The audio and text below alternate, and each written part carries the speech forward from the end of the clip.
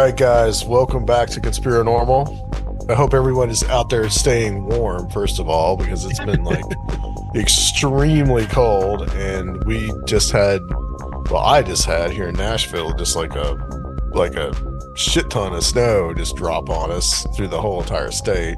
Most of the country seems to be frozen.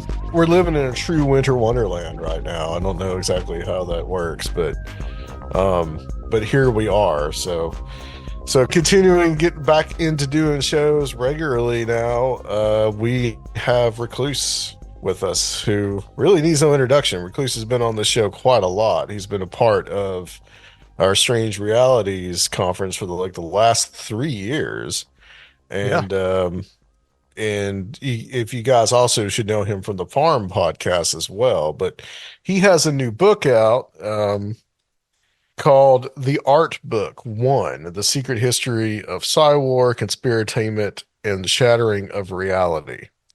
And when I first saw the cover of this book, which of course I'm showing it, but no one is going to see it on the podcast, but you know, very cool. We'll put something on there in the graphic. But when I first saw the cover of this book, I actually thought this was like a graphic novel whenever I saw it. And I actually, right at the end of the conference this last year, I went ahead and bought it from Mr. Recluse. Same here. And been reading it in preparation for this interview. So, Steven, welcome back to Conspirinormal, man. Yeah, thank you guys so much for having me on. And just God bless my peeps in Wisconsin, man. I've been looking at the weather reports from out there. I mean, it's bad in a lot of the U.S. as we're recording this, but yeah, that there's was it negative 26 degrees with the wind chill. That's brutal. And having been out there in Milwaukee area and experienced that wind off of the Great Lakes during winter time, it's no joke, man. Everybody in that area, Michigan, Wisconsin, Illinois, man, stay warm, folks. I know it's been really rough on you guys out there. Yeah, well, hopefully by the time this is out, everybody will be warm. So yeah, here's hoping everybody's thawed out a little bit. Yeah, this little mini ice age will have hopefully both of our podcasts can give people some entertainment if they're kind of stuck at home too. Right. Yeah, absolutely. And I imagine there's a lot of people snowed in right about now. So yeah, for sure. I have been for like the last 2 days, basically. I mean, I took the car out just for a little bit today because some of the main roads are scraped, but not a lot of the back roads are. So just yeah. Downtime is always a great time to explore these parapolitical mysteries, though. Indeed they are. Yes. And we're going to talk primarily about this book. And a question that I ask people whenever they write a book or they've got a book to talk about is what was on your mind when you wanted to write this book? And this is also said the Art Book 1, so there's going to be, I think, 2 more. So what's your plan for the series of the books? What do you want to accomplish with the series? Well, getting back to like your first point, this actually started, I think, as what was going to be kind of like an extended essay. I was thinking, I would do something on the history of QAnon and how it developed. And it'd be like 30, 40,000 words or something like that, a real quickie, And I think I started working on it in late 2020. I think by about 2022, when I was about 150,000 words into it, I was like, yeah, this is not going to be remotely quick if that hadn't already set in by this point in time. And not only that, but I needed to start reconceiving it from just a single work into multiple works, because at this point, I'm entering into War and Peace territory, basically. It was way too much information, I think, for one tome. So that led to kind of a prolonged period of writer's block and trying to figure out how to divide it up. And then finally, I kind of had a eureka moment about a little over a year ago, when it finally sort of dawned on me how it would work as a trilogy. And that kind of put my ass into motion again Okay. and got the first book done. So that, and then I have a pretty good chunk of the third book ready already. It's going to be the second one, which is going to require a lot of work because I've got to really go back and start getting into the history of Rosicrucianism, which God help me, goes all the way back to like the Franciscans and just a lot of other stuff. So it's going to be a bit of a research project with that. But I mean, hopefully once I get over sort of the hump of the kind of early historical stuff, it'll start flowing a lot smoother. And again, a good chunk of book three is already ready. So yeah, here's hoping it'll be done in the next couple of years at least. Okay. Well, what's the overarching theme of these three books? Like what is what is the idea behind them that you want to explore? Well, the more I worked on it, I think it just dawned on me fundamentally the heart of the theme of the work is really the nature of reality, how we conceive it, how it's manipulated, and whether it can be totally destroyed and recreated, which I think is a process that we're currently all living through right now. So this was going to be my attempt to kind of explore the early history of this, especially with an emphasis on how it's manipulated, especially through the various arts and different groups that have focused on these manipulations. And of course, with the first book, the title's a bit of a giveaway, but the first book, I really wanted to focus on the psychological warfare aspect of this, and then getting into the second book, kind of following the development of Conspiritainment and its origins really in Rosicrucianism and a lot of more occultic traditions concerning the use of the arts. And then book three is where things start getting really weird.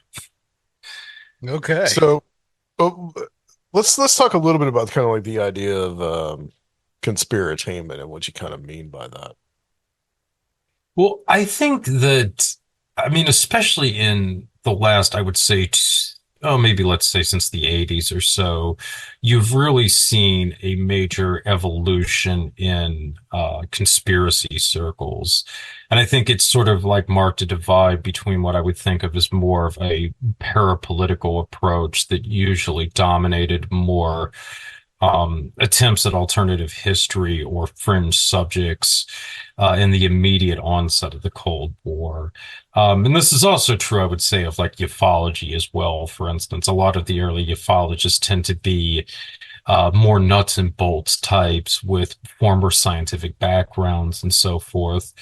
And getting into the 1980s, I feel like you went through kind of the Bill Cooperization, if you will, of conspiracy culture, where it became almost more of like a kind of shock jock thing, where you were trying to come up with these more outlandish concepts, and then kind of going all the way back to the late 60s.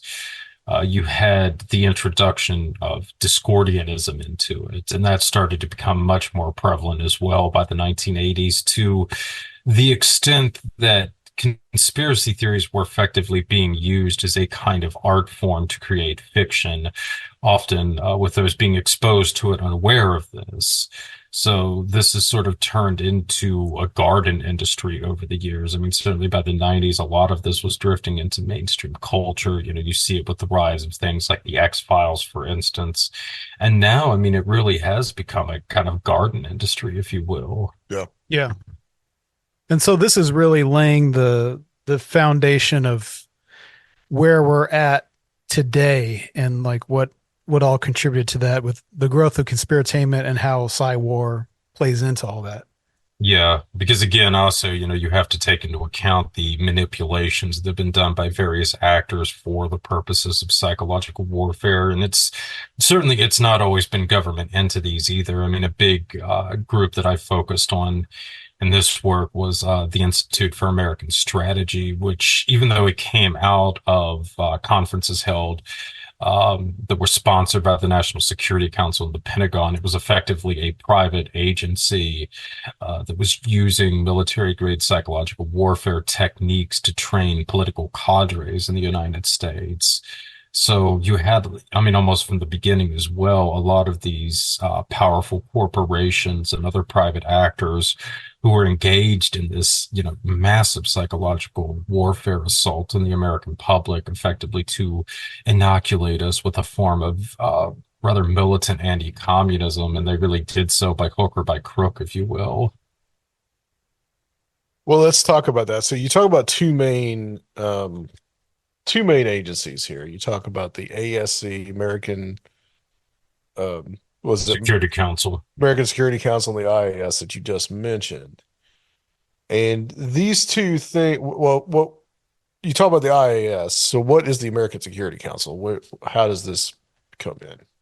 Well, the American Security Council was kind of contrary to what we had thought for a lot of years, more of an outgrowth of the IAS. But so a lot of this goes back to the mid 1950s, and these conferences I was talking about, they were called the National Military Industrial Conferences, and they were sponsored by the National Security Council, the Pentagon, and a lot of major corporations involved in the defense industry, like Lockheed, Boeing, this kind of thing, Honeywell.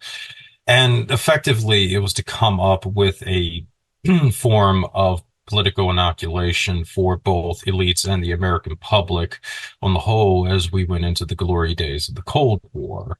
So the IAS was really the psychological warfare bureau, if you will, that was developed to really test these techniques and develop them. And then the American Security Council was sort of the front group for this that really pushed a lot of this stuff at the grassroots level. It was originally had actually started out as sort of a glorified Pinkerton outfit. And then after it became involved with the IAS, it had essentially a joint function. So on the one hand, it provided security files for a lot of the same companies that were involved in the defense industry, so they were doing personnel checks and all this other kind of stuff. So it's, basically it's a myth in America that the blacklist only existed for a brief period of time in Hollywood and that type of thing. In point of fact, anybody who wants to work for a major corporation, especially one dealing in the defense industry in any real capacity, is going to be put through a security check. And Right. during the heyday of the Cold War, it was institutions like the American Security Council that were tasked with compiling these dossiers on average Americans for the corporations. So this is a big part of what they did, and some of the sources they used for this were very controversial, to put it mildly. One was, I think his name was Harry Young, who was a veteran, labor buster going back to like the pre-World War II era.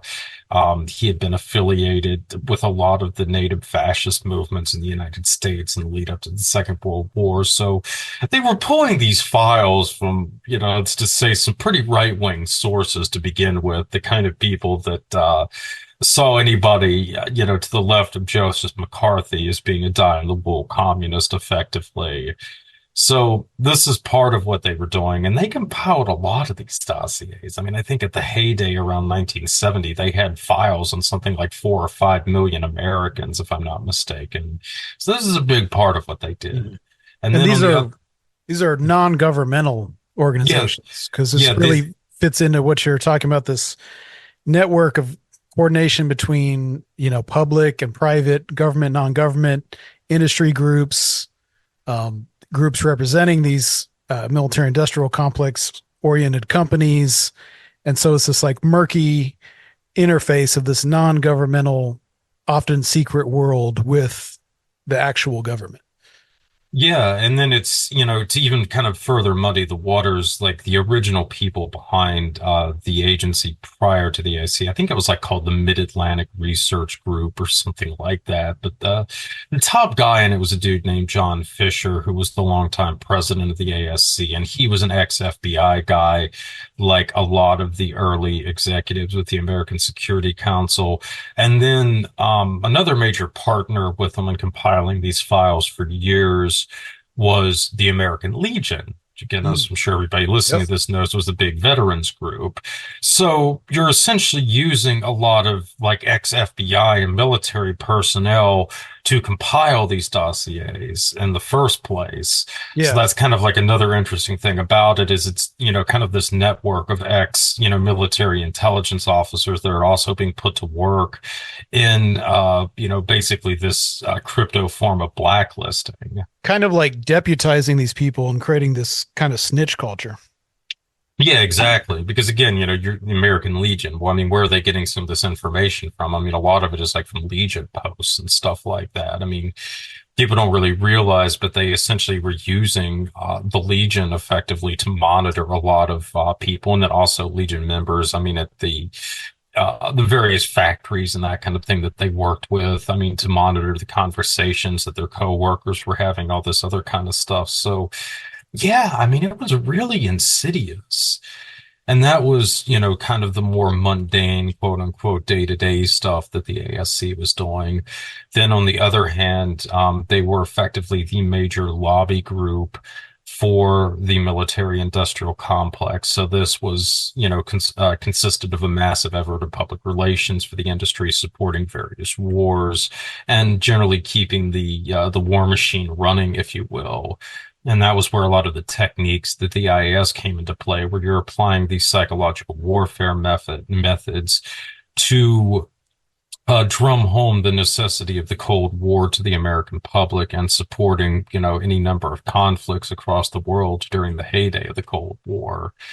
So yeah, there was a lot of stuff going on. And then to kind of go back to the Institute for American Strategy, another big factor with it, besides some of the techniques that it basically pioneered, such as fourth generational warfare. I mean, everybody thinks that was kind of a newer invention, but the head of the IAS, Frank Barnett, had developed essentially an identical concept called fourth dimensional warfare that they were training a lot of these political cadres at the Freedom Studies Center, the college that the IAS had set up with the American Security Council. But anyway, another thing that Barnett and the IAS did that was really significant is he put together the donor network that launched the new right. This is Jane Mayer's whole, dark money thing, if you will. Mm-hmm. Barnett started out managing the funds for the Smith Richardson Foundation. Then later he became the major money manager for Richard Mellon Scafe's contributions, and then also with the Coors family.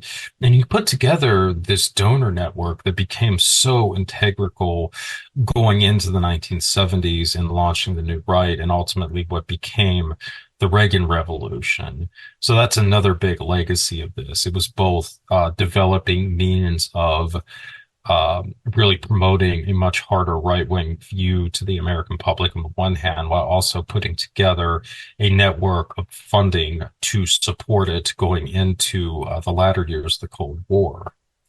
Because publicly facing both of these were presenting themselves as mostly policy groups. So for anyone who's not familiar with, you talked about the ASC a lot previously, but it's a good way to think about it is that it's the right-wing counterpart to Council Foreign Relations. So basically anyone, seems like involved in any kind of influential position within foreign policy establishment or the military was usually either ASC or CFR, it seems like. Yeah, they were kind of like counterbalances to one another, if you will. Though, I mean, I suppose in a sense you could say maybe I guess it would maybe be closer to like something like the Pilgrim Society, but sort of the older, more prestigious group behind the ASC and the IAS for that matter as well. And a lot of these other groups like the John Birch Society was the good old National Association of Manufacturers. I'm sure you guys have heard of that from Doc Future, but I was going to ask you what the influence was from the National Association of Manufacturers. Well, NAM was a big part of putting together the National Military Industrial Conferences. And NAM, going back to the 30s and 40s, was huge in developing, various public relations techniques to promote, really, I should say more so to protect a lot of the major industrialists going into the Great Depression and so forth. So they were already, I mean, really studying a lot of these techniques of psychological warfare, and especially as it applies to more of a grassroots level. Because again, the National Association of Manufacturers was always the major counterbalance and rival of the New York-based groups like this Council on Foreign Relations and the Pilgrim Society. And these groups, the CFR and the Pilgrims, had a stranglehold on mainstream media from pretty much the beginning. They were very well acquainted with members of the New York Times and a lot of the other major journals. They had a lot of influence in Hollywood from very much the beginning and so forth. So they had a tremendous means of shaping popular culture through these mainstream institutions. So the National Association of Manufacturers had to really devise ways of disseminating their propaganda through the grassroots levels. This led them, on the one hand, into embracing what were at the time, somewhat revolutionary techniques like radio, which was a big thing for them. And it really laid the foundation for, the later conservative radio bonanza going into the 80s with Rush Limbaugh. You sort of have what's his name? Clarence Mansion is sort of the gap between these two eras. He was another figure big with the National Association of Manufacturers, early advocate of the John Birch Society, major conservative radio personality for years, and kind of the proto Rush Limbaugh, if you will. So, yeah, all of this stuff is like, these seem like pioneering efforts that definitely bore fruit and kind of shaped like the entire, what's now the establishment, right? Yeah, very much so. And I mean, NAM has always been, the establishment, right? I mean, going all the way back. And again, it's not just these, families like the Kochs or something like that that we think of. I mean, a major family behind the National Association of Manufacturers for years was the DuPont family. In fact, the records of the National Association of Manufacturers are actually at one of the DuPont personal collections in Delaware, remarkably. But Lamont DuPont and some of the other family members were just huge, huge contributors to NAM for years. So there were some really hefty American dynasties that were backing this for a good chunk of the 20th century, and probably still on some level. Yeah, that's for sure. So you talk about in the book, there's a connection between these two groups and some other groups, but what is the association that you're drawing between these kind of mind control programs like MK Ultra, Artichoke, Bluebird, what have you, those type of programs? Well, see, that was the other thing with the Institute for American Strategy, is they had individuals that were connected with MK Ultra, specifically Colonel James Monroe, who was the president for the Society for Investigation of Human Ecology. That was the funding conduit for MK Ultra. And from what I've been able to gather, there are strong indications that they were essentially trying to apply the techniques of MK Ultra to psychological warfare. Effectively, this was Naomi Klein's concept of the shock doctrine, if you will, where you could essentially induce a kind of fugue state into the subject where you could then reprogram their belief system or their ideology or something to that effect. And that's where I think conspiracy theories proved to be very fruitful for this approach to psychological warfare, because oftentimes when people do encounter this stuff, it can be absolutely earth-shattering to their worldview, especially, I mean, if you're encountering stuff that is a legitimate government scandal. I mean, for instance, CIA complicity in drug trafficking, for instance. I mean, there's really no question that this happened, now. I mean, anybody who denies this is delusional. I mean, there's so many compelling evidence of this now. I mean, it's ridiculous. Both Southeast Asia and Central America. Yeah. I mean, absolutely. So, I mean, this is, just the kind of thing that, when you still had that more naive view of the U.S. government at the security services, and you stumble onto something like that, I mean, it can be a cool thing. But that's, the problem. I mean, on top of that, though, there's a lot of illegitimate research that goes into this that has the same kind of effect on people. And when you look at especially again since the kind of Bill Cooperization of conspiracy culture in the 80s, a lot of it has had kind of a hard right and or libertarian worldview to it. And arguably it's been used to subtly nudge people in that direction after they've been sort of lured into that fugue state from the initial shock, if you will. Yeah, that's the reorientation phase in that framework, right? Yeah. And I mean, I should point out too, it's not just, like a group like the John Birch Society that's doing this. I mean, a lot of people don't realize this, but like the Church of Scientology or Latter-day Saints, the Mormons, these guys are really invested in a lot of this New World Order style propaganda as well. I mean, for instance, Ezra Taft Benson, who was part of the Quim, I believe, in the Mormon Church, was a really big advocate of a lot of like John Birch Society type literature during his heyday. And I mean, the Church of Scientology has also heavily used a lot of these kinds of conspiracy theories. So, you have these groups that maybe could be characterized in a certain sense as cults, uh, with all due respect, basically using some of this literature as a means to indoctrinate their members with. So, again, I know this is something that a lot of people in the quote unquote truth community or whatever want to live in denial of. But I mean, frankly, a lot of very suspect groups have been using your standard NWO type tracks for years as a way of, essentially indoctrinating their membership. So that should be really telling, especially in a post-Q world, if you will. Yeah, it has a big relationship to, establishing an alternative worldview, and that can be a religion or a cult or anything like that. Yeah. So What you are viewing conspiracy theory as uh, an aspect of the art, like psychological warfare is, myth building, and the exploitation of superstition.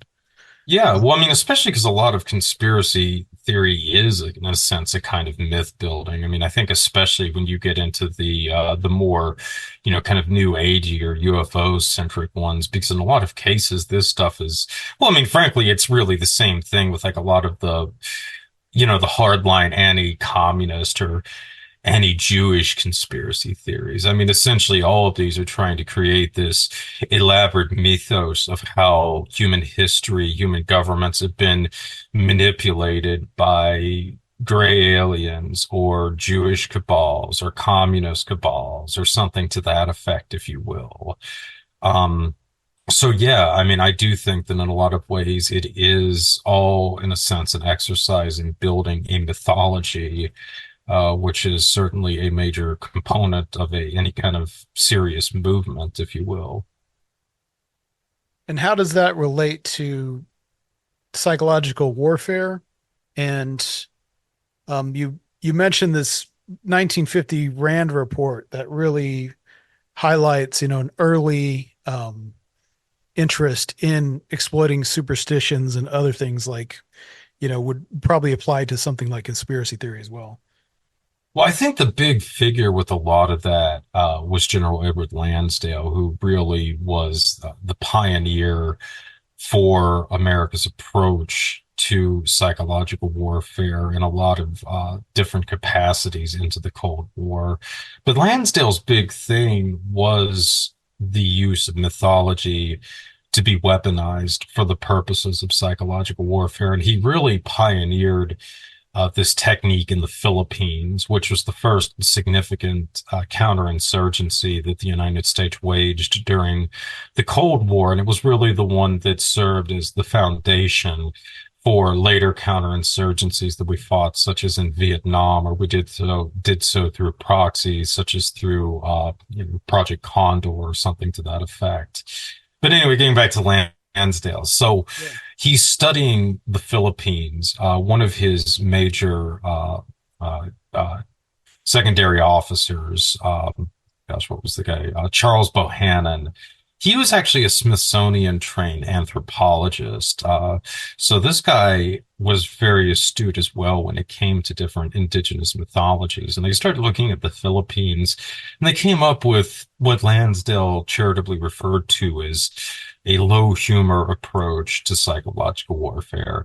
So this consisted of rounding insurgents up, draining them of blood, and hanging them in trees, so that their fellow insurgents would believe that they had been killed by vampires, or recording a confession from an insurgent and then having it played back through loudspeakers from planes after that insurgent had turned up dead to try to convince the hooks that they were being haunted by the ghosts of this dead insurgent who was telling them how awful the afterlife was going to be for supporting the communist forces. Which Or was reminiscent of what was going to later happen with Operation Phoenix with the one yeah, the Winter soul Souls. stuff.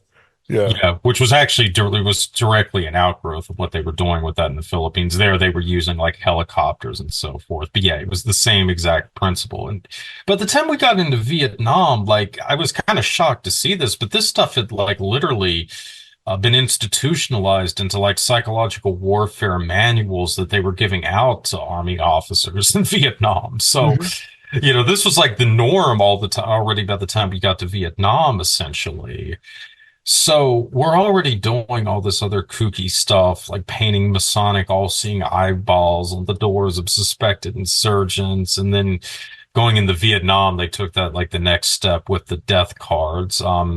So they had this belief, I guess, that if the third eye was mutilated, it would, in Vietnam, it would affect like the soul's reincarnation or something to that effect. So they would go through after they had killed insurgents, and they would like literally nail death cards on their foreheads over the third eye, Like the uh, pineal gland. the Yeah. pineal gland, exactly, to play Right. into that, superstitions. I mean, we were already doing all this kind of stuff by the Vietnam era. And as I started researching this more and more and saw just how heavily institutionalized it was in military doctrine, it started to beg the question in my mind.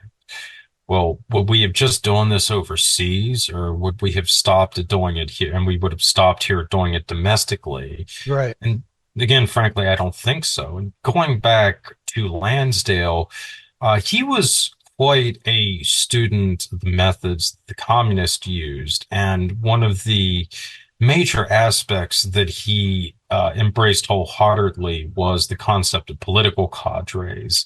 And essentially, these are non-uniformed military officers that are going into the villages, essentially posing as villagers and this kind of thing to try and indoctrinate the inhabitants in communism. And he thought that we needed something like that here and Yeah. within the army. And effectively, this is actually what civil affairs does in the military. A lot of people don't know that, but we actually have our own political cadres within civil affairs, which again are usually comprised of retired military officers that are used in these kind of quote unquote hearts and minds operations.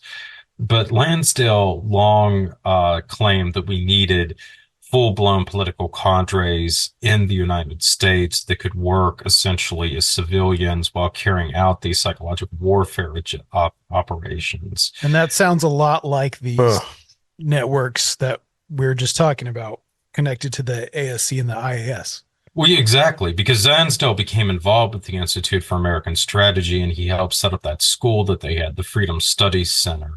And this was based out of Virginia, not too far from DC. And effectively, they trained a lot of future new rights advocates at these schools, at this school. So, again, you're kind of left with the unsettling prospect that, I mean, a lot of the new right had been instructed in a lot of these military grade psychological warfare techniques by people like Lansdale, or at least based on the same kind of stuff that he was doing overseas in the Philippines and then later in Vietnam. And in Lansdale's case, it's even more insidious, I think, because one of his biggest accolades towards the end of his official military career was Daniel Ellsberg.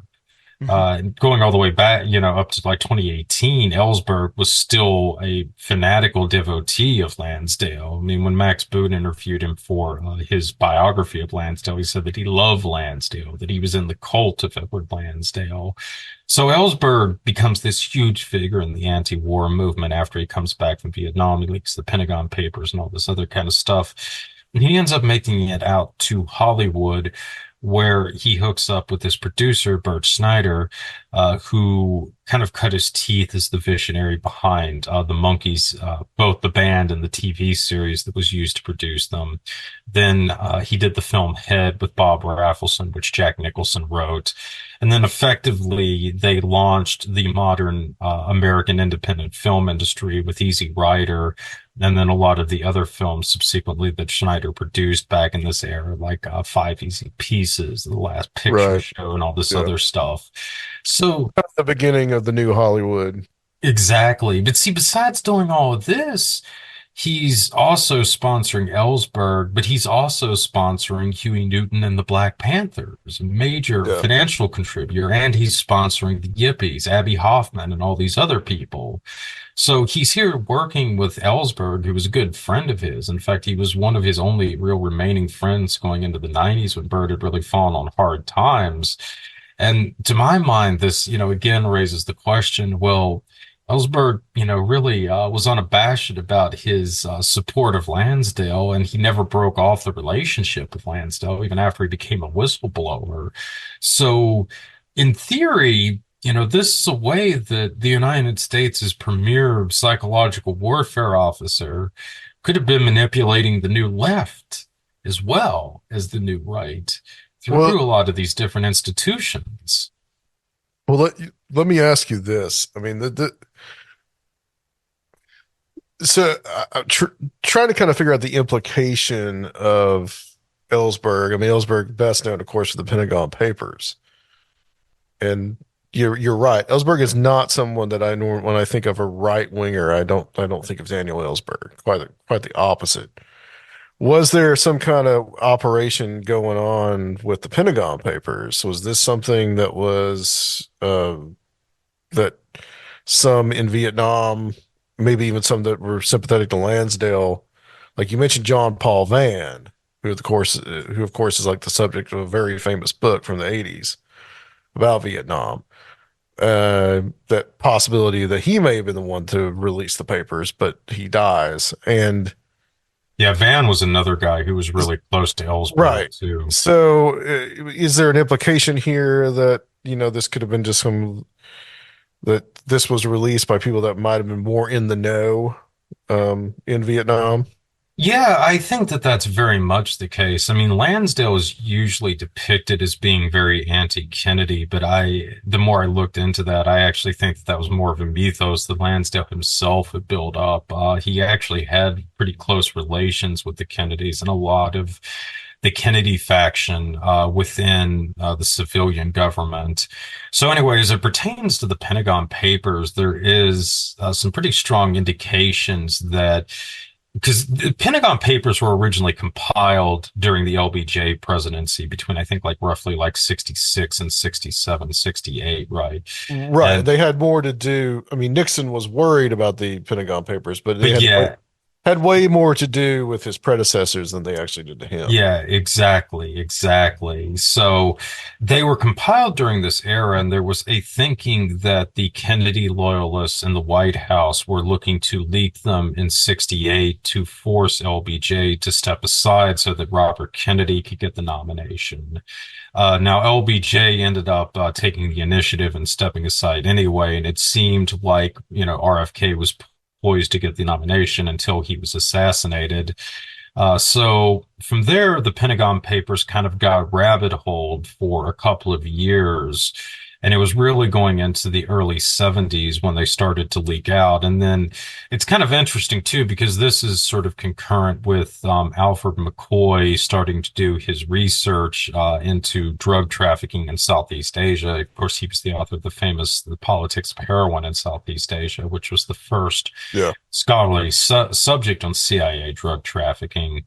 And the guy who originally told him where to go in Laos to look into all this was Edward Lansdale. and his cohorts like Lucien Cohen and so forth.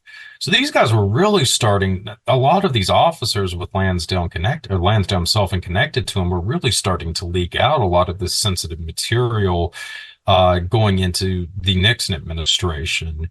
I think that what triggered a lot of this is because Lansdale, even though he was more closely connected to the sort of liberal establishment, if you will, around the Council on Foreign Relations and the Kennedys, he despised Europe. He had spent pretty much all of his career in Asia, waging various wars there. And this was true of a lot of the officers around him. Yeah. And I think a lot of them felt profoundly betrayed by Nixon's pivot to China. Essentially the whole normalization of relations with Henry Kissinger started.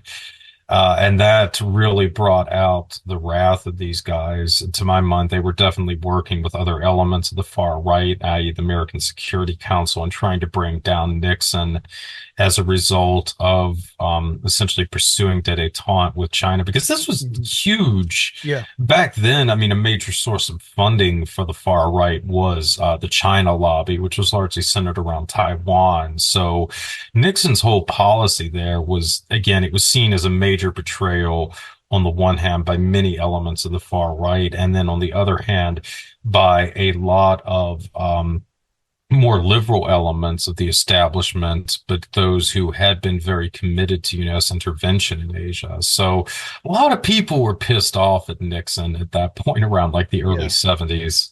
And this kind of fits into this whole Carl Oglesby Yankees versus Cowboys kind of thing, whereas you have this Eastern establishment that's more Atlanticist oriented and internationalist, and then this like military industrial complex, south, west to west coast, Asian oriented, imperial. Like you said, these guys had all these experience in these Asian wars, factions. So what you're talking about are these, we may be seeing kind of the shadows of these internal factions battling it out with these leaks.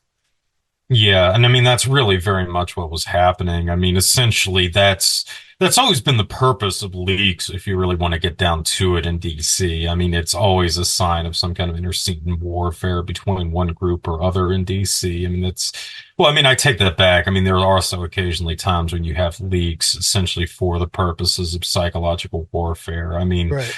Recently, you had I think it was just a couple of days ago, the German government, or I should say the German military leaked, essentially their future projections for a war with Russia, like in 2025 or something like that. In this case, they're basically trying to scare the hell out of the public to get them to continue financially supporting Ukraine.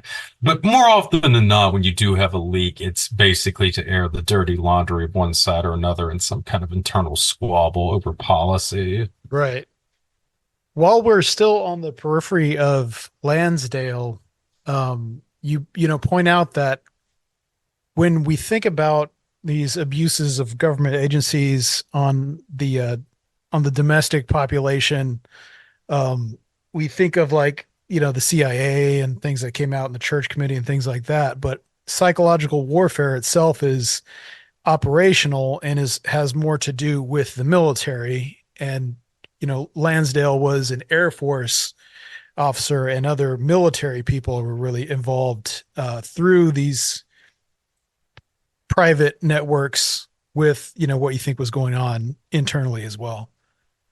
Yeah, well, I mean, another really big revelation for me when I was researching Lansdale was discovering that he was essentially the visionary behind the modern day Special Operations Command and the Joint Special Operations Command. A lot of his accolades were really responsible for setting that up during the 1980s. And again, this is within the special operations community. I mean, there are essentially three components of it. Of course, we all kind of know and love, like the commando aspects of it, the Green Berets, the Delta Force, that kind of thing.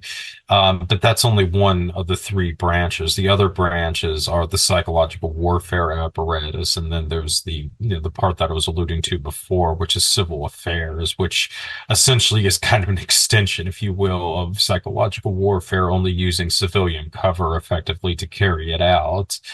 But this was all institutionalized into the conception of the Special Operations Command and the Joint Special Operations Command. And that's where you can see some just really mind-boggling kind of an overlap with some of these communities in recent years. I mean, just for instance, a major figure in setting up JSOC was Christopher Mellon. In fact, this is back when he was a congressional staffer, I think, for Sam Nuns, I think, who became a Secretary of Defense under Bill Clinton. But at one point, they actually wanted to make him oh gosh, I can't remember what the name of the office is now, but it's the civilian who essentially oversees the Special Operations Command. I think it's like the Undersecretary of Defense for low intensity conflicts and covert operations or something like that. But Chris Mellon was supposed to be the inaugural guy to head all of this, but he turned it down. But he would continue to work on a lot of this stuff in the Pentagon, including information warfare, all the way up through the late 90s. And for those of you unaware, Chris Mellon in the last couple of years became a really big figure in the UFO disclosure initiatives. He was one of the major guys behind Tom DeLonge's To the Stars Academy. I know he's broken with him in recent years, but I mean, he's been a big figure pushing a lot of disclosure stuff. So, yeah, it's really interesting that he went from setting up the Joint Special Operations Command, overseeing information warfare in the Pentagon, to becoming an advocate for disclosure for UFOs. Yeah, just as an aside, you talk about in the book, you talk about the JSOC command. Mm-hmm. I don't know if you heard our interview that we did with JSOC, the SOCOM. Some of the guys that were in there in Vietnam that were basically, a part of this whole group, and they were going behind the enemy lines. They were part of JSOC under Singlaub. But one of those guys, guest Drew Hurst Beeson that I had on, he suspects that one of those guys was actually DB Cooper. I don't know if you've ever heard that. I've never heard that, but that would not surprise me. I mean, a lot of the guys, I mean, this would have, probably been kind of, if it was Singlaub, it would have been, actually, it might have been tied up with Phoenix, if I'm not mistaken. I can't remember he was operating in, I think it was Phoenix, though, that he was operating in at that point in time. Yeah. It was all part of that. Guys who are good at jumping out of planes. Well, he was actually one of the pioneers, of like the plane jump stuff. They were real good about jumping out of planes. That's where they get the airborne shit from. Let's back up a little bit with not Ellsberg, but with Lansdale. I do want to hit something else about Ellsberg here in a little bit, but Lansdale was also suspected of being involved with some of this drug trafficking in Southeast Asia. And he had all these when he gets over there, I mean, he's very much the man. I mean, he's helping to set up GM's government in South Vietnam. And he also has all these connections with all these kind of weird, like, religious groups that are in Vietnam. Can you go over some of that? Yeah, it really was all kind of like the lead up to the Battle of Saigon, which was just crazy. But okay, so when he got into Vietnam, essentially, the situation is the French were managing the territory that they controlled largely through these three separate cults slash crime syndicates. Gosh, I can't remember the names of them off the top of my head, but they were effectively all funded in some capacity or other through drug trafficking. At least one of them was basically a crime syndicate, and the other two, I think it was like the KO Dow, if I'm not mistaken, and I can't remember the other one.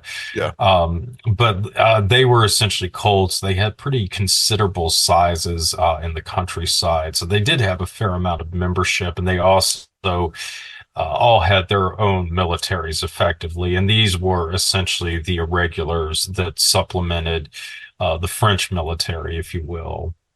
So when Lansdale gets in there, he starts pitting these different groups at war with each other in a bid to essentially to cut the French out of the drug trade because he knew if he could break their hold on the heroin racket there, the French basically would be screwed and they would have to formally withdraw from Vietnam permanently. And this touched off what became known as the Battle of Saigon. And it was more or less, I mean, frankly, an open gang war or something to that effect.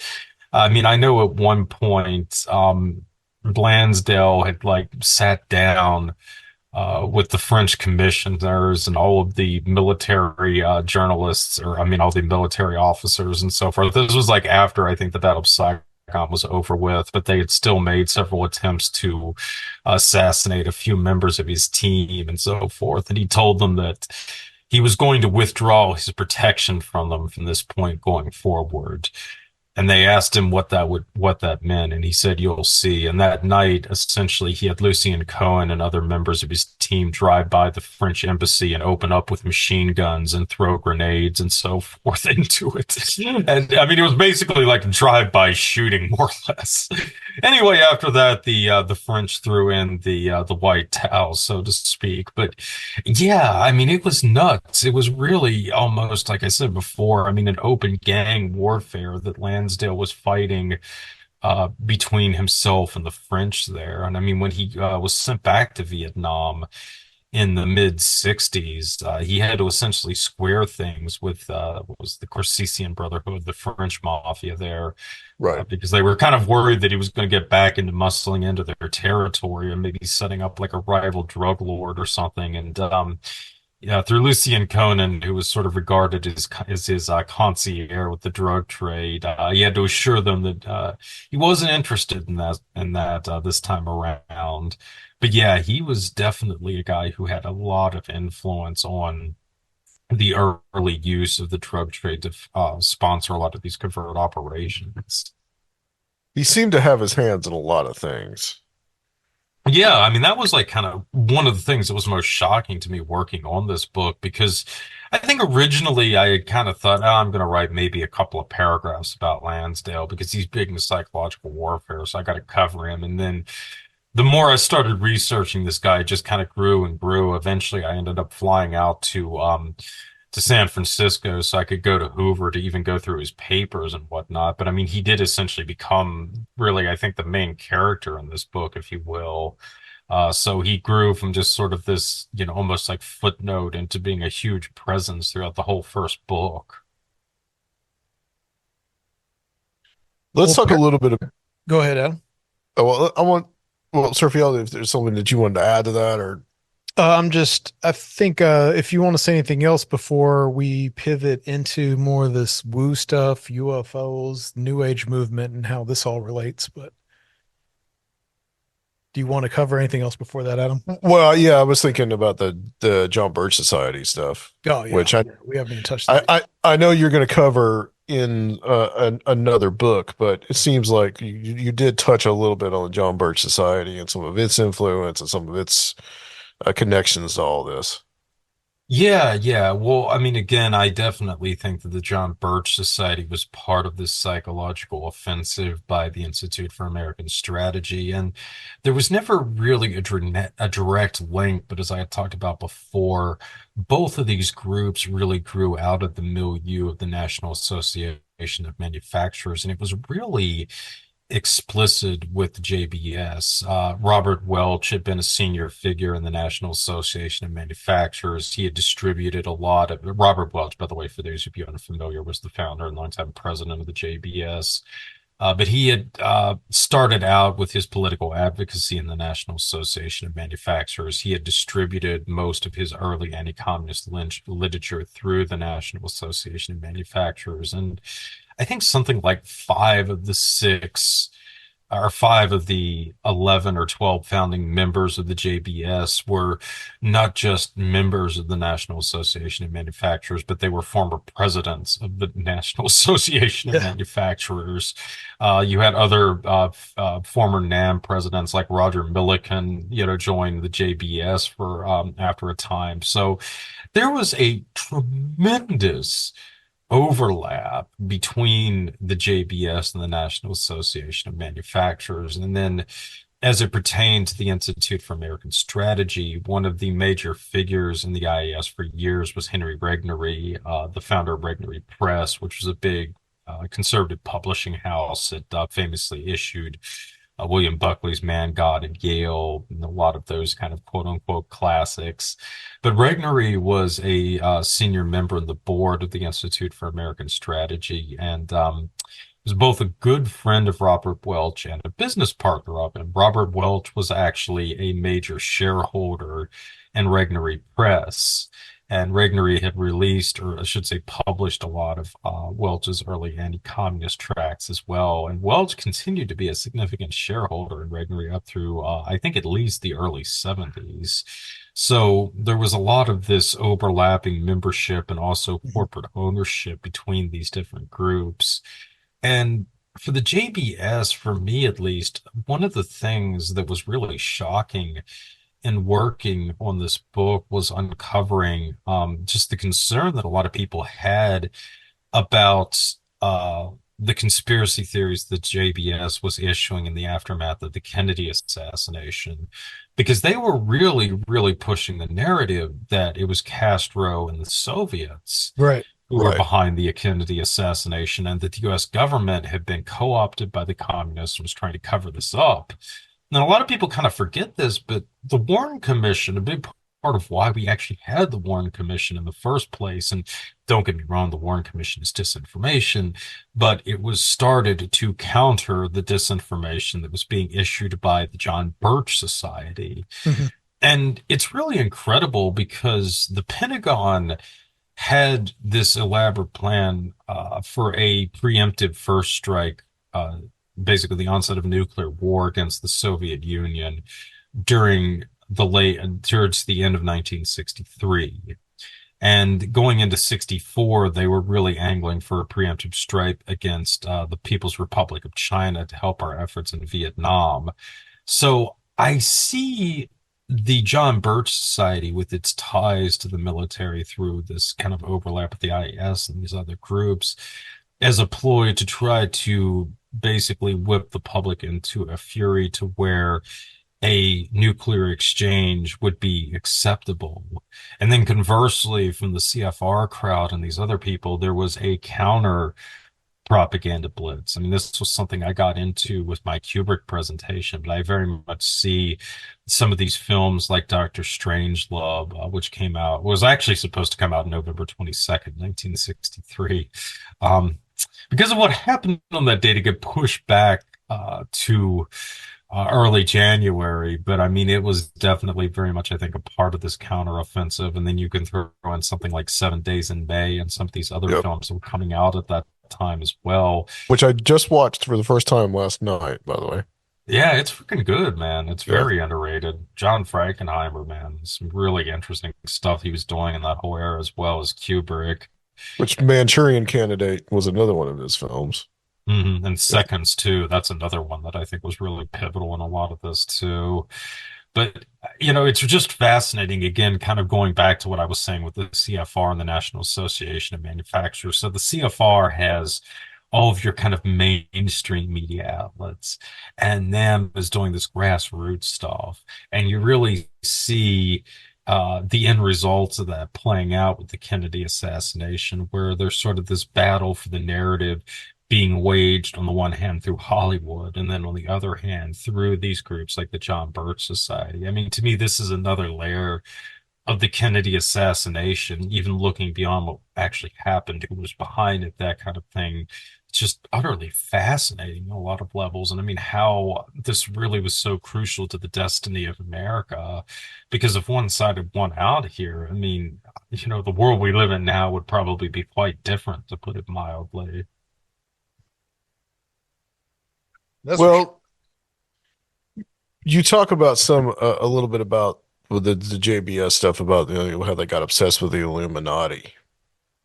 Yeah. And I know you're going to go into that more, but in another, I think in the second volume. But I mean, this is one of the interesting things that they got kind of obsessed with that and how Yeah, that they all were starts. yeah, they were the ones who really revived a lot of the Illuminati conspiracy theories. But just for the purposes of what we've been discussing here, why that's really significant. So, up until I think it was like 65 or 66 when Welch started invoking the Bavarian Illuminati. But like up to that point, a lot of the stuff that he was putting out, it was, I mean, it was over the top, but I mean, most of it was reasonably plausible. Okay. I mean, again, it was the distortion of a lot of the facts and so forth. But, if you go back and you look at the Bolshevik Revolution, it's definitely true that Wall Street was enabling the Bolsheviks at some points. Now, they had their own agendas for doing that. But if you manipulate some of this stuff in a certain way, you can create a plausible scenario for how communists had infiltrated the government. But when he started invoking the Bavarian Illuminati, pretty much all plausibility was thrown out the window. Now it's just starting to become increasingly more and more absurd. And that incidentally coincided with the collapse of JBS membership in this same era, too. And this is, again, they were at their pinnacle of their influence around 64, 65. I mean, they were Yeah. huge and getting Goldwater the Republican nomination. They were crucial to that. They had a lot of political clout at this point when Welch started talking about the Illuminati.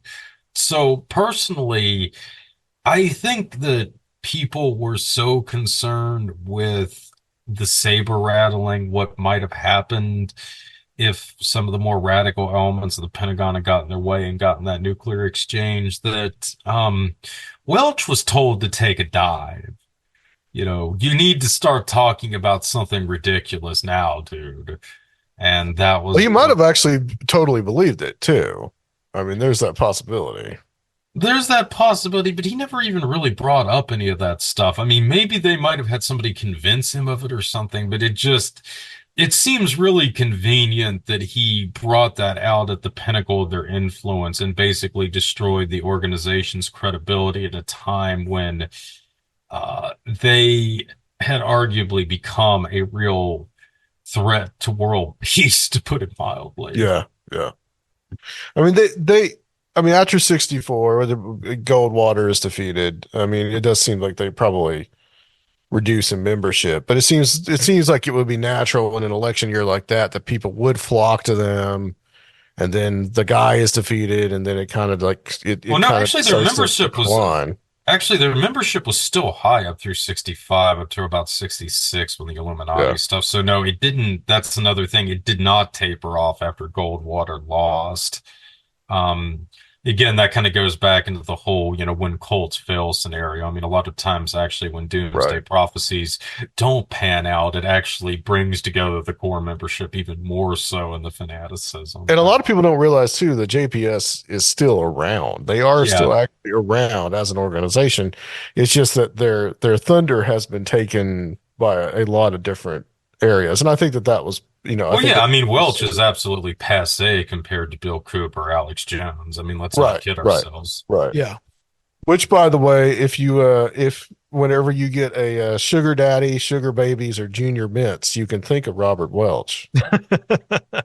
Yes, good old candy manufacturer. So if you go to the movie theater and get some sugar babies, think about virulent anti-communism. Think about your precious bodily fluids. Yes. Well, I would like to we'd like to touch a little bit about about the influence on ufology, and there is one interesting link that I found really fascinating, which was Jacques Vallée's connection to a lot of this. We're gonna bring Yeah, Jacques Vallée into the conspiracy, guys. Yeah, no, it was interesting because I found out that a lot of Vallet's earlier works were actually published by Regnery, along with some stuff Yeah, by Jacques Lesperger and a few of these others. And so this in and of itself is weird because Regnery, as I'd said before, was pretty much only exclusively interested in publishing right-wing tracks, essentially. These were guys pushing people like William Buckley. So not only are they publishing these UFO books, but I mean, this is, again, like in the late 60s, early 70s, they're not even publishing like nuts and bolts type UFO books. They're publishing this really like woo-woo mystical UFO ufology that Vallée and Hynek were pushing. And then right, also right. Berger had kind of gone in with that as well, which Well, to me, Hynek, I think, had been convinced by Valet that, there was a lot more going on than yeah, they published, I think, the 75 book that Vallée and Hynek had co-authored together. I can't remember the name of it I now, think it but was like that was, Dimensions or something like that. yeah, I They don't had think it done. was Dimensions, but it was, oh, gosh, I can't remember right now. But it was at the point when Hynek had started to go in more for the sort of like interdimensional, hypothesis Right. more so than like the nuts and bolts stuff. But yeah, it was just really interesting that this was the specific brand of ufology that they chose to embrace at the time when this was definitely a distinctly minority opinion. It's only really been in the last couple of years that I think the sort of, I guess, quote unquote, ultra dimensional, interdimensional, whatever, or ultra terrestrial hypothesis has started to gain a lot of currency amongst ufologists. Because for many years, it was always the kind of nuts and bolts physical explanations that were put out there. Right. Yeah, it's been getting a lot of press now recently. I mean, I think since people like Diana Pasuka, religious studies professors have started really moving into this and have found an interest in it. But I mean, What? I think that it Yeah, go makes ahead. sense. I mean, I think it makes sense a lot more from the perspective of Lansdale as well, and just the use, the attempts to try to weaponize mythology, because this really was taking UFOs into a very spiritual, even religious directions, essentially. And Right. I think that that has to be given as a serious possibility because the other thing about Valet that's interesting with him being published by Regnery about around this time, i.e., the mid 60s, early 70s, is this is essentially the time when the Soviet Union is also going through its kind of proverbial age of Aquarius, if you will. And they've really started to embrace the whole ancient astronauts hypothesis well before Chariots of the Gods starts to gain traction in the West. They were starting to look into this back in the late 50s as state policy. Because again, theoretically, there's supposed to be an atheistic regime. So, okay, all of this mystical woo-woo stuff in the Bible. Well, Jesus was actually a physical alien from Zeta Reticula. So you got all that cleared now. It's all, just science stuff that Hmm. has nothing to do with spirituality. It makes total sense to a certain branch of the Soviets. And it also plays into older traditions of, Soviet cosmos and that kind of ideology, cosmos. And, because this stuff was so thoroughly ingrained in their scientific community going all the way back to the early days of the Soviet Union. And for those of you unfamiliar with with the Russian cosmetists, this was almost a kind of proto transhumanist ideology that started to emerge first in the Russian Empire around the turn of the 20th century, and then in the early Soviet Union. And it was obsessed with space exploration, with life extension, with a lot of this other kind of stuff. But also, some of the cosmos were really taken with ESP and things like that as well. But as a movement, it was kind of natural that they would drift into ufology. And Hmm. they started to make a real resurgence after Stalin's death, kind of going into the 60s. And this is the same time when the Soviet Union started to really formally embark upon ESP research and all this other kind of stuff again. So you had this very kind of proto New Agey air unfolding in the Soviet Union at this point in time. So Vallet's theories, even though they were really woo-woo, woo over here, they started to gain some traction with some Soviet ufologists, and he had opened up a dialogue with them going into the mid 1960s. And this had led to a really peculiar incident when the Russian Air Authority had started to open itself up to reports of UFOs from Soviet citizens. And this is really interesting because for many years, Rand and a lot of these other think tanks had been obsessed with how UFO reports would affect American air defense measures especially if we had an exchange with the Soviet Union, because it could be a real issue, but not as much as it would be to the Russians, because we didn't have a total top-down form of command. We had a much more decentralized command, which made our responses more flexible. But the Soviets, everything had to be approved in the upper levels. So what would happen if they opened themselves up to UFO reports? Well, they found out in 1967. Their air defense was completely overwhelmed for, I think, the 24 hours that they allowed UFO reports. So what that means effectively is the United States could have launched a preemptive strike there, and the Soviet air defense would have been totally powerless to mount any kind of countermeasure towards it. They would have probably been totally wiped out in the exchange. So, to my mind, it's absolutely insane to think that the US intelligence community would not be interested in how something like that would affect the Soviet Union. And I have the absolute highest opinion of Jacques Vallée. I don't think that he was ever necessarily a conscious agent for something like this. But do I think that he could have been nudged to try to push this to his counterparts in the Soviet Union because certain figures in the security services were curious to see what would happen? Absolutely. Mm-hmm. And I'm sure that they would have been pleased with the results of what happened with that. Suffice to say, the Soviet Union put the kibosh on the UFO reports after that. So, in addition to the utility of ufology and things like, finding these gaps in the, chainmail of the Russian materialism, you think psi might have served a similar purpose, and psi research?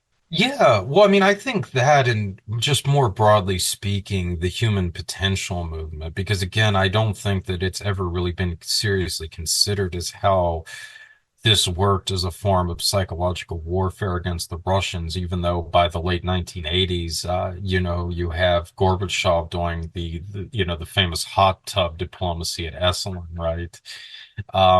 But again, going back to Russian cosmosism, this was a really big ideology within the Soviet scientific community, and this helped coin the sort of concept that we now think of as the noosphere.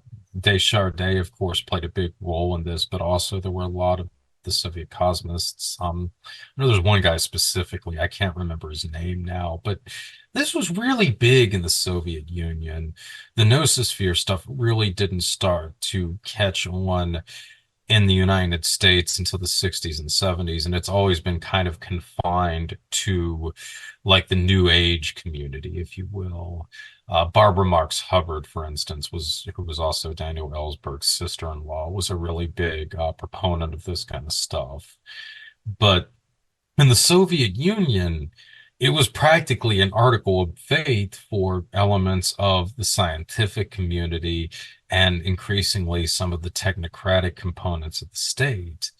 So even though theoretically the Soviet Union was an atheistic country, this did provide a kind of covert form of spirituality in a lot of these circles. And once again, it kind of begs the question, well, would we have tried to exploit that? When you look at the development of the New Age movement, when you see a person like Barbara Marx Hubbard, who again was used to establish ties with a lot of her counterparts in the Soviet Union while simultaneously working in what was the Task Force Delta thing with John Alexander in the Pentagon in the 1980s. along with her, again, her in-law, Daniel Ellsberg. It raises a lot of interesting questions about what might have been going on with some of these players. Yeah, so that was what I kind of wanted to circle too was Ellsberg. He had a lot of interesting uh new age kind of beliefs himself and like some ideas that he things that he Yeah. liked to do. Yeah, I mean, he was kind of around the Essling crowd in the early days too. I was actually kind of Right. surprised to learn also that he had been involved with psychedelics going back to the very early 60s. In fact, he had actually Mhm. been dosed through like a study at Rand and then also through gosh, I can't remember the doctor now. He was one of the early LSD doctors in LA. He was the guy who had given LSD to like Cary Grant, a lot of these other famous people. But yeah, I mean, that's also why it's kind of absurd when, you get into the 70s and like the Watergate plumbers are talking about how they're going to dose Daniel Ellsberg to try to discredit him in public or something. It's like Ellsberg had been tripping for like over a decade at that point. Right. It's just like, he's going to be like, oh, okay, I'm tripping Right. again. I mean, like, it's again, like when you kind of look at the theater of some of this stuff. But yeah, I mean, Uh go ahead. no, go ahead. Go ahead, Steven. But yeah, Ellsberg had been involved in the early psychedelic community. I think actually his wife, Patricia Ellsberg, this was Barbara's sister, was probably even more involved in some of this new age stuff and that kind of thing. But yeah, Ellsberg was kind of tied into all this as well. So I mean, again, this is another sort of aspect of the new left that you can kind of look to and see where some of these psychological warfare measures potentially reached into. Because again, Ellsberg did have a lot of connections to the psychedelic, kind of the head scene on the one hand, and then through his sister-in-law and his wife, a lot of figures that were key figures in the New Age movement as well. So it's it's a very disturbing set of circumstances when you kind of step back and like look at the bigger picture of this stuff. One of the things that I found interesting, and it was just something that you mentioned in in one of the paragraphs. It was they were talking about uh, they wanted to push even in the 70s. They wanted to push the Strategic Defense Initiative. So Star Wars, basically the weaponization of space, and a group that these guys in this think tank were getting to promote this was the Church Universal and Triumphant, which was Mm, Elizabeth Clare Prophet's group. yeah, And I because just thought that is, but that takes me back something that I've mentioned several times on the show.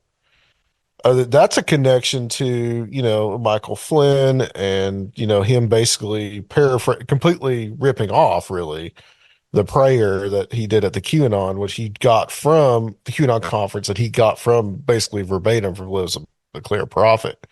So I thought that that was an interesting connection. yeah, no, it was actually the American Security Council. I think they had General Daniel Graham who had actually gone to speak at some of the Church of Universal Triumphant conferences or something like that back in the late Yeah. 1980s when he was trying to drum up support for the Strategic Defense Initiative.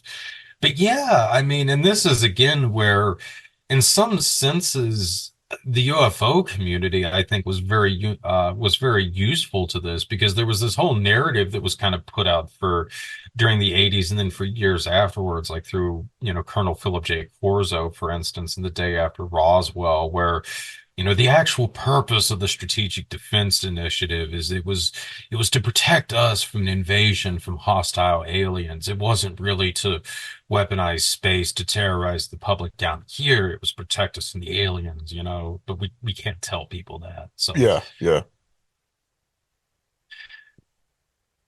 And you have that weird quote from, well, Reagan said something when he was president about, yeah, was it what, oftentimes I think it would be easier if we faced yeah, an alien invasion or an invasion from space or something like right, that. Yeah, right, yeah. right.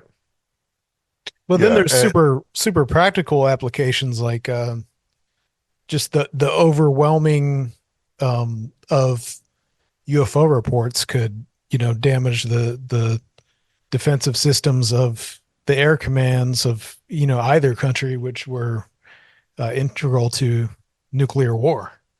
Yeah.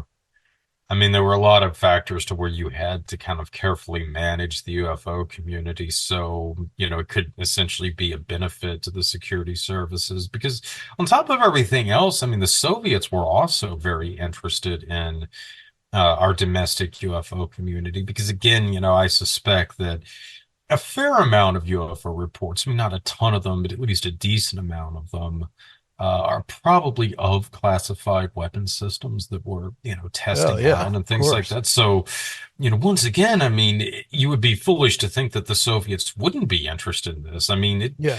sign up for a couple of UFO groups and monitor these reports. I mean, it's a real easy way to gather intelligence in that sense. So you can kind of sort of see why they might have been concerned about like Paul Benowitz, for instance. I mean, he was the New Mexico ufologist that Richard Doty and all of these people around the aviary effectively drove insane. Right. But again, if he was, potentially filming classified weapons, you can at least understand why initially they might have been Yeah. concerned about that. You can Yeah. question how they approached their methods for countering him for doing that, but at least you can understand why they might have had an issue with it. Yeah. I think in Magic Men, they talk about You mean Mirageman? Mirage Men. Yeah, thank you. In Mirage Men, they talk about how basically what he was filming was drones, essentially early drone technology, and this is something the late 70s, early 80s, that they were starting to work on, and that was completely secret at that time.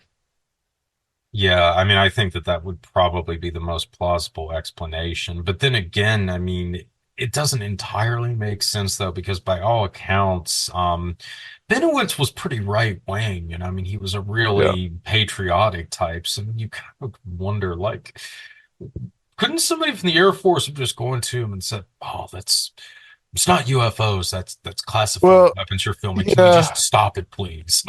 Well, I think part of the purpose with Benowitz was to create a narrative. Yes, I I mean, think I it was think it was. I think it was basically on Doty's part and probably the FOZ was, let's see what we can get away with. Let's see what narrative we can create. And it really did create a narrative.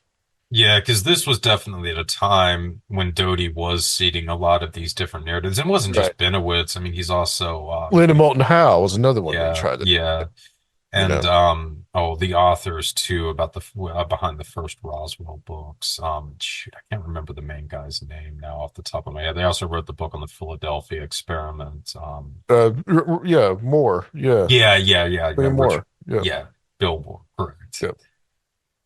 But yeah, this is at a point in time when they were really going all out to kind of seed this mythos into the American public. And this also, I mean, I think contributed to really the rise of conspiritainment because it became this increasingly absurd narrative when, especially when you started getting into the deep underground bases. I mean, by Yeah. the late 80s, early 90s, it's gotten to the point where what the gray aliens have taken over the Dulce base and the Well, Delta Force is being sent down there to have yeah, wars the with Phil them. Snyder stuff.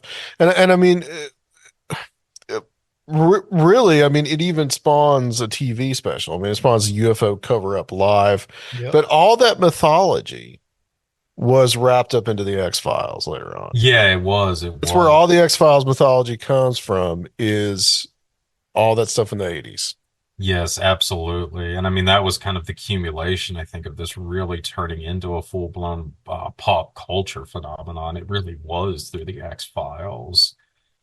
And a So, in lot of addition the, to Conspiritainment really coming into its own in the 80s, you also talk about how JSOC and SOCOM really, come to prominence. And this was all due to a lot of these efforts that we've been exploring from, the previous century. yeah, I mean, as I talked about before, I mean, it was a lot of these accolades with Edward Lansdale, and there was even people like Christopher Mellon, the guy's been so big in UFO disclosure, but I mean, also a member of the fabulously wealthy and powerful Mellon family of Pittsburgh. So yeah, I mean, it really was a accumulation of a lot of these different vested interests, especially, coming in the aftermath of both the experiences in Vietnam and the Church Committee. On the one hand, this had resulted in the CIA getting kind of slapped on the wrist here and there. It was a little difficult for it to manage covert operations quite the way it had during the good old days. And then on the other hand, the limitations of the CIA, I think, had really been exposed when trying to manage something like the Phoenix program, because it's, again, the CIA does a lot of stuff really well, but it's not really designed to try to manage a counterinsurgency across an entire country like Vietnam. You really need the military to do something like that because the CIA just doesn't have the personnel, quite frankly, to manage something like that for an extended period of time. I mean, they've always been more reliant on, kind of mercenary forces. They don't have an especially large detachment of, qualified military officers that can do that kind of stuff. And even in those cases, they frequently had to be supplemented by the special forces community within the military. So it kind of became obvious increasingly to a lot of people going into the 80s that, you just needed to kind of cut out the middleman, if you will. And that really came to fruition during the Bush 2 presidency. And again, that's probably led to a lot of the issues that we've had in recent years. I mean, a lot of these people like Flynn, McChrystal, I mean, all came out of that kind of culture around JSOC. So there you go. Yeah. Yeah. I mean, I think you could draw a straight line between somebody like Michael Flynn and Lansdale. I mean, just in like ideas Oh and yeah, techniques. yeah. I mean, different approaches and so forth. And I mean, yeah, it's it's quite a rabbit hole with all of that. And I mean, I don't think we've seen the last of it at all, certainly with the current election we've got looming here in 2024. We sometimes try to avoid current events, but I'm real curious of where you think this is all where it's all going this year, Stephen. Probably the only person I haven't talked to about this. Well, I mean, I think it's going to be absolutely insane. There's no question. I mean, I could see I mean, all kind. we're recording this on the 16th, the evening of the 16th, but the Iowa caucus was just last night. So, Yeah, I mean, it's obvious things are going to be absolutely no holds barred with this. And I mean, I think it's just because again, a lot of these different groups that we've been kind of outlining throughout all of this are just Yeah. they're becoming increasingly desperate right now. And I mean, I think for the Democratic establishment especially, I mean, the support of the Biden administration for Israel has just been an absolute disaster. And I mean, again, I think a lot of people have already been, becoming increasingly disillusioned with Biden leading up to this, but just the perpetual support for Ukraine now coupled with what's happening in Israel and just, I mean, what could potentially where we could be going from this. I mean, you're now seeing escalations with the Houthis in Yemen and all this other stuff kind of Mhm. playing out as well. I mean, as we're recording this, the U.S. has just started to engage in airstrikes in Yemen. I mean, this is just an absolute powder keg. Um, I know that people have been kind of dismissing the stuff when the military was floating around the prospect of reviving the draft, but I I think that should probably be taken more seriously than a lot of people are. We're getting into that kind of environment right now. And this kind of like wow. the ascendancy of the conspiritainment with this real time interaction with political actors that we see now in this like hyper method. I mean, that's going to be insane. It gets crazier every year, and this election cycle, like to see that relationship is going to be crazy. Well, I mean, more broadly speaking, though, I mean, it's like what's really happened with like this, with online culture, especially I think for Generation Z. I mean, this is something I've been doing some shows on lately, but when you sort of look at like some of the gamer subcultures and things that have grown out of that, especially with some of the infiltration by groups like the Order of the Nine Angles, the Temple of Yep. Blood, and some of the more obscure ones. So you have this whole almost like subculture of like grooming that's been done on a massive scale where these kids are just going into like gainer chats and stuff, and they're randomly being exposed to child pornography or these other kinds of extreme porn. They're being groomed into torturing animals and things like that. They're being coerced into posting nude photos of them stuff, things like that. These kids are seeing other individuals commit suicide online. Just this whole sort of grotesque subculture that's grown out of the chans. And you got to think about this, right? Yeah. So we kind of know now It's there's interesting. there's a certain formula, right, for, well, I shouldn't say formula, but there's a lot of common characteristics that a lot of serial killers share, Yeah. including exposure to pornography and war pornography at young ages, killing and torturing animals, Right. which is the kind of stuff right now that a lot of people are being pushed to embrace, not just in kind of an individualized scale, but a really massive scale. So you Mhm. got to kind of wonder, why would you want to try to groom almost an entire generation into sociopaths? And Yeah. the one really logical explanation I can think for that is you want to get a younger generation on war footing. That's pretty strong, man. That's that's Well, pretty that's where we're worrying. heading, Yeah, unfortunately. yeah. Well, I mean, I'm just going to reiterate that I really do think that this next year, well, this year now is just going to be crazy. Yeah. I mean, there's a lot at stake, no doubt. And I mean, frankly, I think we're screwed regardless of who wins. I mean, I think that's the only real projection we can say with any kind of accuracy, unfortunately. Well, I think we're probably more screwed if if Trump wins, by my personal opinion. But it might depend how you look at things. I guess. It just seems to me that with Biden and everything, we've just gone back to like this kind of weird business as usual kind of way, and it's just not really working. Yeah. They're Only that we're It's fall only that we're falling into like wars left and right right, here. and it's well, that's business as yeah. usual. Yeah. So it just seems like that's going to be the biggest thing is going to be that. That will be the biggest thing that we'll get. I think we'll get Trump back in office. And I mean, I Honestly, will say this. I mean, I absolutely despise Trump with every fiber of my being, but I think Trump at least is not insane enough to think that the United States can wage all of these different wars on the same front. That is the one saving grace that I think that he has versus what, I don't even know if it's Biden at this point. I mean, does anybody even really think that he's running the country at this point? But I mean, the group around the State Department, Blinken, Newland, I mean, Yeah. this They're is the same. technocrats.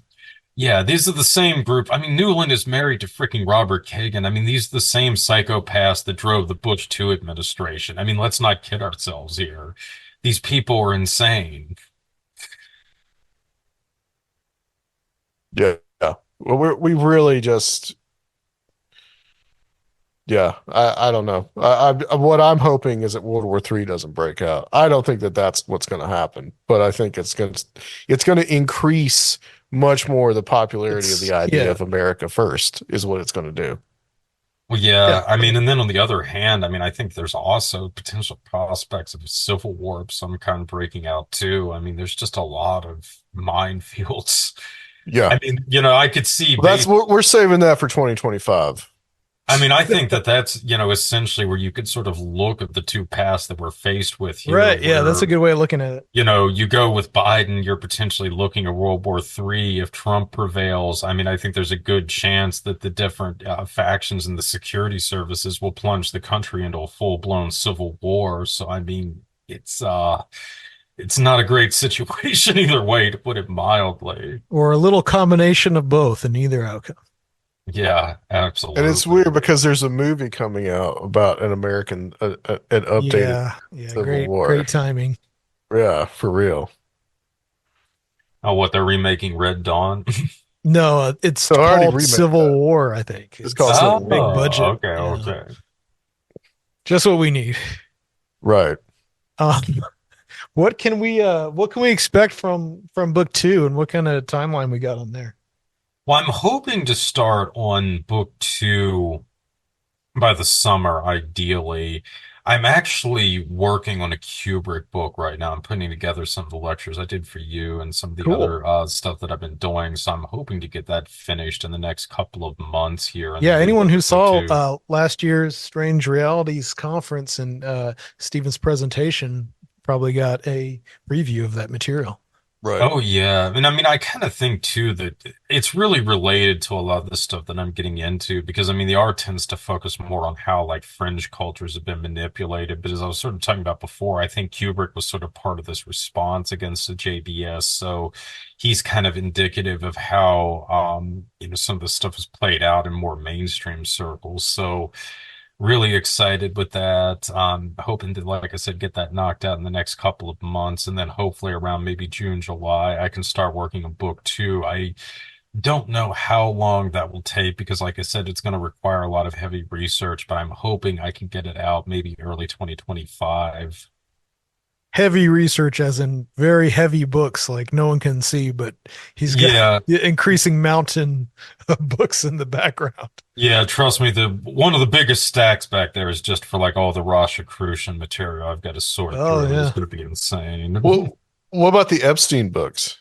Are you still working on those? Yeah, I'm still working. That's kind of the other thing, though, that's nice about the Kubrick book because it's actually going to enable me to kind of get out some of the stuff that I've been saving for the Epstein book. So I suppose, in a sense, the Kubrick one is maybe partly a continuation of that because we will be looking at some of those blackmail rings in the Kubrick book. That's for sure. Okay. Okay. Excellent. Are you Yeah. getting into the movie producer on Long Island? Are you getting into that on in the Kubrick books? Oh, Roy Raiden, you mean? Roy Yeah. Raiden? Yeah, Yeah. Oh, you talk yeah. about any of that? Yeah. No, I Yeah. definitely will be getting into Roy Raiden. I mean, you got That's to, and where didn't. that's where I think if there's any truth to the Eyes Wide Shut stuff that he saw or witnessed some things, I think it was the Roy Raiden stuff. Yeah, absolutely. Because Kubrick even lived in Long Island for a time in the late 60s before he relocated to the UK permanently. But there's a lot of crazy stuff about all of that that I'm going to be getting into in the Kubrick book. Yeah, I've actually come to identify quite a bit with Stanley Kubrick because much like him, I always look at these projects like they're going to be this kind of quick one-off. I think when he was getting ready to make Eyes Wide Shut, he thought that the filming would be finished like in 6 months. I think about a year and a half later, he was forced to revise those plans. But yeah, I'm kind of in the same thing. I start these projects and then they just sort of go on for years and years. Before you tell people where they can find the book, Stephen, the cover of the book. Yeah, we touched on What's that a the little bit. what's the motif here? It was actually inspired by Battle for the Planet of the Apes. Awesome. Beneath the planet of the Yeah, apes. beneath this Planet of the Apes, the Yeah. second one, because I love the sort of nuclear cult that they have in that, and I thought it was very Right. appropriate to the book because really at the heart of it is U.S. nuclear policy. And I got to give a shout out to my artist Elma Marie. She did a fantastic job in this. She is absolutely freaking amazing.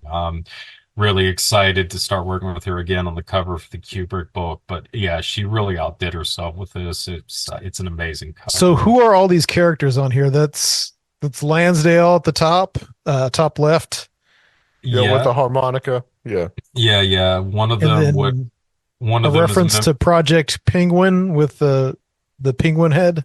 no, that's the aviary actually. That was Oh, the okay, member of the okay. aviary that had the code name Penguin. And then also you've got Adrena Puharich on there, Daniel Ellsberg, uh and Licklider, I believe. Yeah, JCR Licklider, who was one of the major people in setting up the ARPANET. And then, of course, below that, you've got the gray alien and the UFO Yeah, person and the survivalist all sort of crawling up the steps to the nuclear bomb. the golden ICBM with the Alpha and Omega on it. It's pretty great. Yeah, right. You know Dr. Future worked for one of the guys in the aviary, right? Yeah, no, he's Told you told me that? about that Yeah. before. Yeah. Wright Patterson.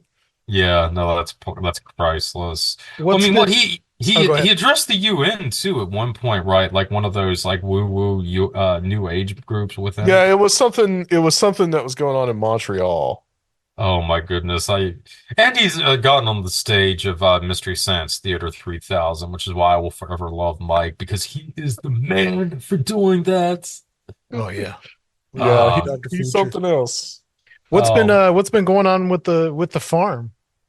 Oh, well, we just keep plugging along. I've started to do the Albacore series again. I've been talking a bit about Catalina Island, but we've got the Zoom party actually tomorrow. At least, well, it'll be past by the time this is out. But yeah, I've been starting to really delve into that again. I've been doing a lot more movie stuff lately. Just, I don't know, it's been kind of fun. We did a show like on Giallo that was really fun.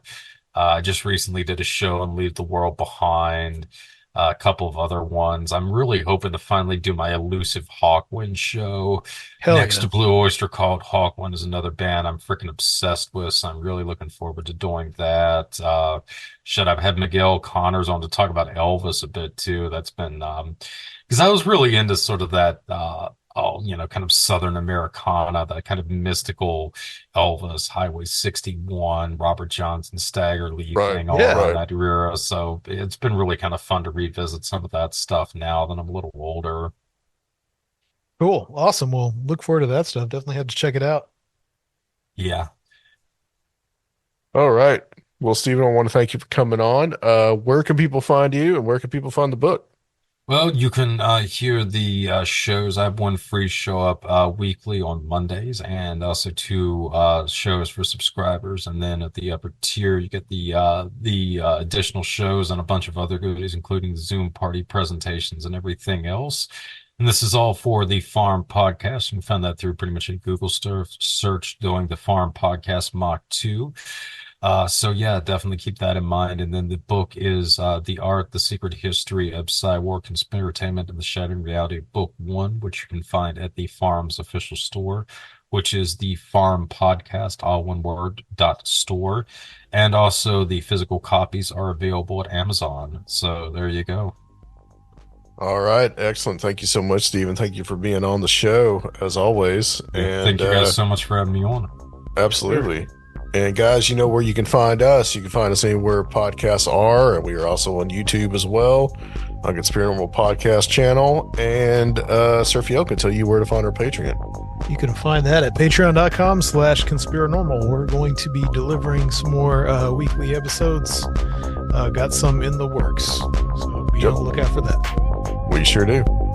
All right, guys, thank you so much. And we will be back next time with Robert Guffey on Conspirinormal.